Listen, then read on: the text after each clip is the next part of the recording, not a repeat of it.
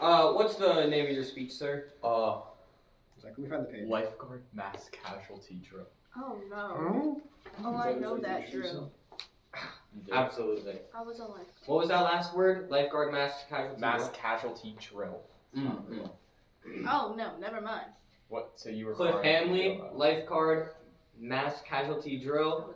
Lifeguard mass casualty drill. CLIFF20251110. I like these tongue twisters we have for titles. Whenever you're ready. Alright everyone, today I'd like to talk about one of my most interesting experiences lifeguarding. So, one day I look at my schedule and I notice I'm scheduled for 7:45, which is an unusual shift, because usually your shifts are either at 8:45 or 10:45, so I was quite confused on why I had to come in so early. I text my boss, even though I could have seen the information on the app, and I ask, why do I have to come in so early? And he tells me that there's a mass casualty drill. And I shouldn't really ask any questions, just show up and I'll learn everything when I get there. And when I heard that, I was just very confused, but I was ready for anything because I've really experienced so much stuff already lifeguarding, so I was just ready to see whatever was going on. So when I got there, pretty much our entire roster of lifeguards that work there were all at OEM, which is our lifeguard headquarters, which is underneath the boardwalk. So every lifeguard we have was on shift that day for this drill.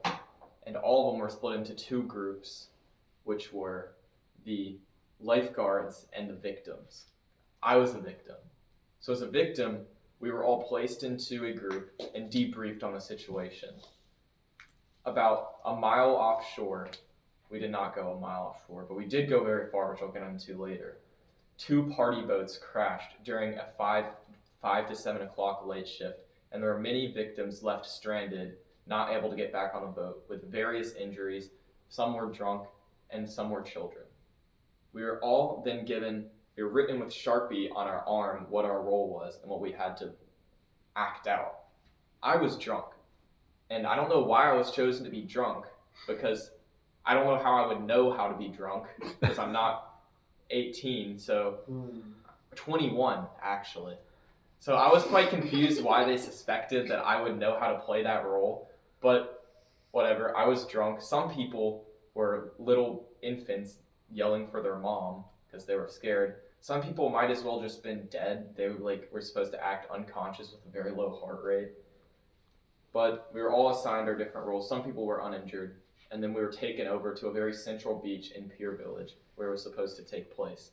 We were all loaded onto 3 of these quads and cars, and we were crowded on there. When we got there, we were told by our boss that we needed to swim for about 20 minutes straight out into the open ocean, which was really ridiculous because I've never swam that far out in my life.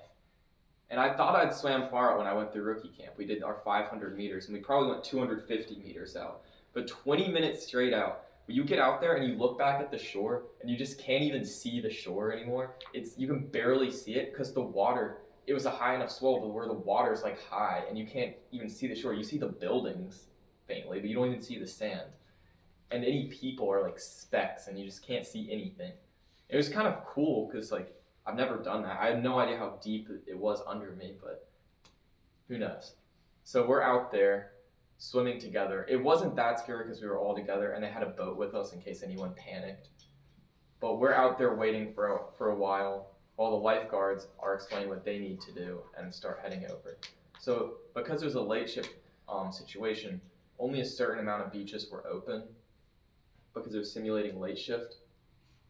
So lifeguards went to their stands pretending they were on duty and then had to call for transportation over to the site like it would happen in real life. So many of the lower lifeguards, not in higher positions, were in charge of swimming out torps, those little red things that you carry, paddle boards, and I think someone took a kayak too. Just anything. There's a fleet of all the younger lifeguards. They're all just sent out and we're swimming there. And it took them 20 minutes to get out, and it took them probably 30 minutes to get back in because they had to carry our weight. And some people were taking it very seriously and being dead weight for a 20-minute swim back in, but I was secretly helping the guy get back in because I felt bad. But I was drunk, so I guess I could help a little bit. And what helped the most to get everyone back in is the older lifeguards were singing out. They had 2 jet skis, and they were just making trips back and forth and back and forth. And I almost got hit by one, which is kind of scary, but eventually we all got in and we were laid out on tarps. One was green, one was yellow, one was red, and one was black.